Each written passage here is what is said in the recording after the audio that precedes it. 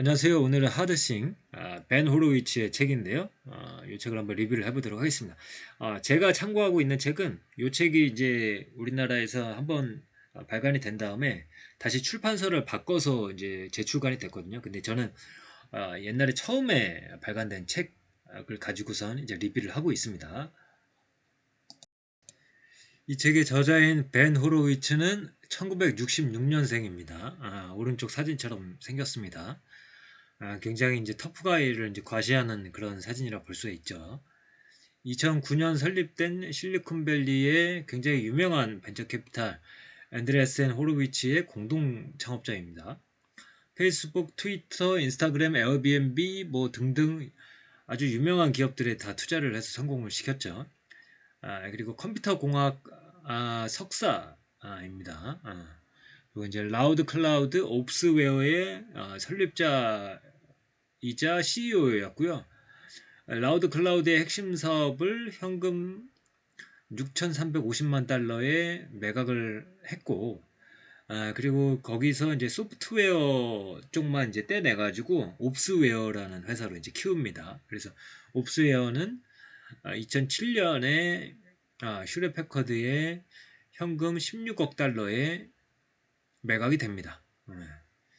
이게 이제 이 사람의 커리어고요. 그 다음에 이제 이 책의 이제 전반적인 어떤 메시지라고 할까요? 이거를 이제 이 책에서 사용된 내용 중에 하나인데요. 악전 고투, 요게 이제 잘 설명을 한다고 생각을 합니다. 특히 이제 스타트업이나 벤처 창업하신 분들은 이런 악전 고투를 다 뚫고 나가야 되는 거죠. 그런 상황들에서 강인한 정신력을 발휘하는 것을 볼 수가 있거든요. 그런 내용들이 계속 이어집니다. 그 내용을 한번 보시겠습니다. 비즈니스에서 난제란 크고 대담한 목표를 세우는 게 아니다. 그런 목표가 실패로 돌아갔을 때 사람들을 해고하는 일이다. 훌륭한 인재를 영입하는 것이 아니라 그들이 권리의식을 키우며 지나친 요구를 늘어놓는 것에 대처하는 일이다. 큰 꿈을 갖는 게 아니라 그 꿈이 악몽이 되었을 때 식은땀을 흘리며 잠에서 깨어나 허둥대며 해답을 찾는 일이다. 사실 이 하나하나의 일들이 굉장히 어려울 것이라는 것을 우리가 경험해 보지 않아도 알 수가 있죠. 근데 CEO라는 자리는 이제 그런 자리가 아니다. 아주 화려한 자리만이 아니라 굳은 일을 해야 되고 힘든 일을 해야 되는 자리다. 이런 것을 계속 보여주죠. 지금도 수많은 책들이 그런 난제를 근사하게 해결해 줄 것 같은 그럴싸한 공식을 내세우고 있다. 문제는 난제를 풀어내는 공식 같은 것은 없다는 점이다. 설령 그런 게 있더라도 복잡하고 역동적이며 어떤 변수가 언제 어떻게 바뀔지 모르는 위급한 상황에서는 완전히 무용지물이다.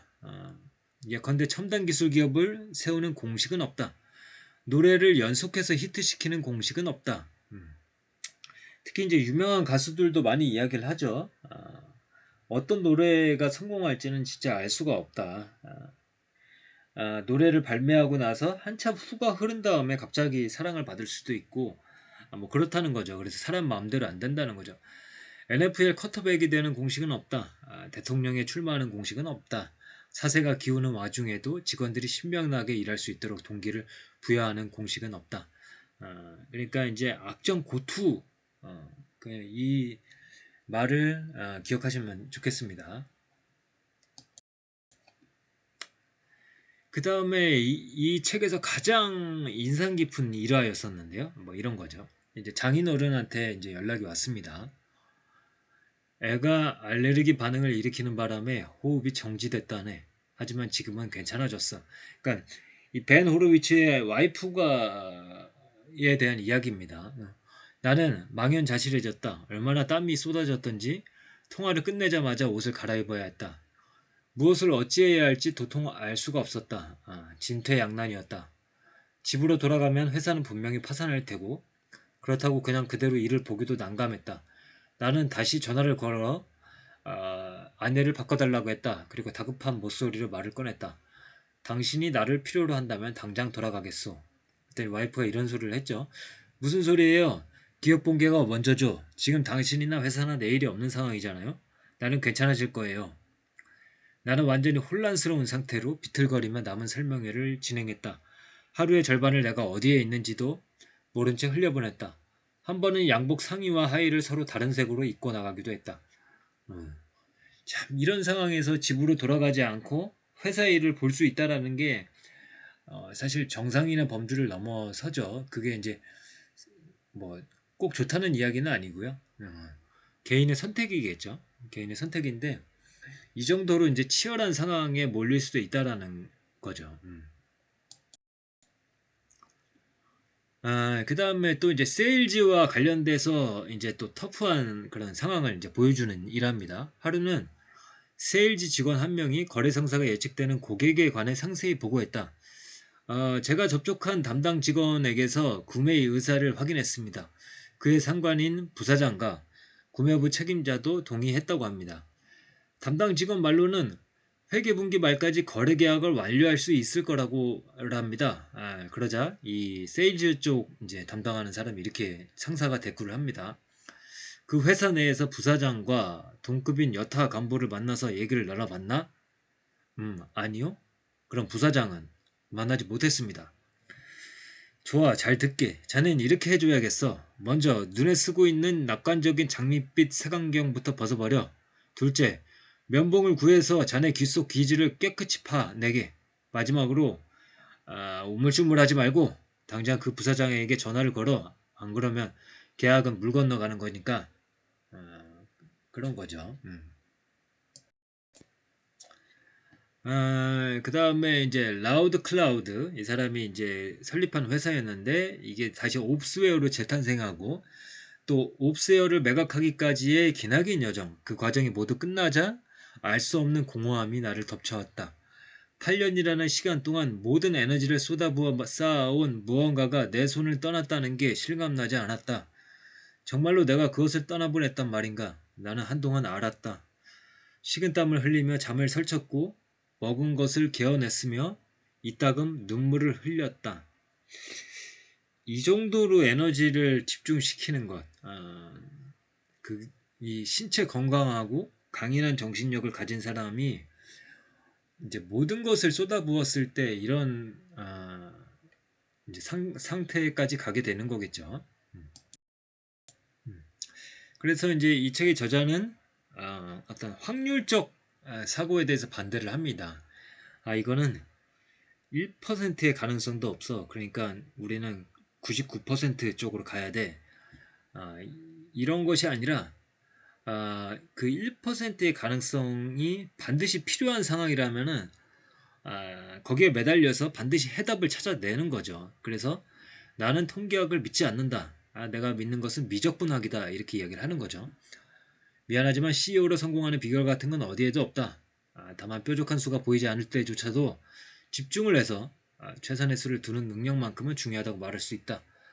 숨고 싶거나 죽고 싶을 때야말로 CEO로서 남과 다른 특별한 면모를 보여줄 수 있는 순간이다. 그러니까 위기 상황이 오히려 기회라는 거죠. 흔한 말로. 악전고투란 이런 것이다. 애초에 왜 회사를 세웠는지 의구심이 드는 상황, 사람들이 왜 그만두지 않느냐고 물어보는데 도무지 답을 못 찾겠는 상황, 직원들이 당신을 거짓말쟁이라고 생각하는데 당신 또한 그들이 맞을지도 모른다고 생각하는 상황, 입맛을 잃어버렸고 내가 CEO로서 자격이 있는지 의심되는 상황, 감당하기가 너무나 버겁지만 다른 누군가에게 떠넘길 수도 없는 상황, 모두가 당신을 바보라고 생각하지만 아무도 당신을 물러나게 하지는 않는 상황인 거죠. 연병할 체스판에는 언제든 수가 있다. 어른과 아이의 차이는 역경을 극복하는 데 있음을 잊지 말라. 위대해지고 싶다면 역경을 도전 과제로 받아들여라. 위대해지고 싶지 않다면 애초에 회사를 시작하지 말았어야 했다. 그리고 이런 거죠. 이제 문제를 해결하는 과정에서 이제 우리가 이제 지름길을 찾아가거나 피할 길을 찾으려고 하죠. 그게 이제 말하자면은 문제를 해결할 은 총알이라는 겁니다. 실버 총알이죠. 그러나 그런 판타지는 없다는 거죠. 단지 당신에게 주어진 지금의 상황, 그 납총알만 있을 뿐이다라는 것이죠. 납총알들이 우리에게 주어진 유일한 해법이었다. 더 나은 제품을 만드는 길밖에 없다. 달리 빠져나갈 방도가 없다. 창문도 구멍도 탈출용 해치도 뒷문도 없다. 우리는 길을 막고 서 있는 저 거대하고 추한 놈을 무찌르고 정문을 돌파해야 한다. 그래서 나오지도 않을 그 해결책을 찾아서 계속 시간 낭비를 하다 보면은 그런 게 이제 정신병의 원인이 되는 거죠. 그런 거는 없습니다. 한 달간 고민해서 답이 나오지 않으면 그 상황 내에서 해결을 해야 되는 거죠. 그런 이야기들을 하고 있는 겁니다. 그래서 이 책의 주요한 이제 메시지는 이런 악정고투라는 메시지로 이제 요약을 할 수 있을 테고, 그런 내용 하에서 계속 이제 내용들을 이제 이야기를 하고 있습니다. 그리고 또 다른 이 책의 이제 중요한 관전 포인트 중에 하나는 뭐냐면은 어떤 CEO가 직원들을 어떻게 다루는지, 예를 들어서 어떤 인재를 채용하려고 그러는데 나랑 친한 친구가 운영하는 회사의 직원인 거예요. 이럴 경우에도 그 직원을 채용해야 될 것인가? 그다음에 뭐 이제 직원들을 재배치하고 이런 어려운 그 의사결정들이 있거든요. 그것에 대해서 과감 없이 구체적으로 이렇게 조언을 하고 있거든요. 그래서 특히 이 실제로 스타트업이나 벤처를 창업해서 운영하시는 분들은 인사 관리 측면에 있어서도 이 책을 볼만하다고 생각을 하고 있고요. 그리고 오늘 말씀드린 이 악정고투, 이 상황을 뚫고 나가는 이 의지, 이런 측면에 있어서도 이제 의지를 다시 한번 돋구는 데 있어서도 한번 볼만한 책이라고 생각을 하고 있습니다. 그러면 오늘의 리뷰는 이것으로 마치도록 하겠습니다. 감사합니다.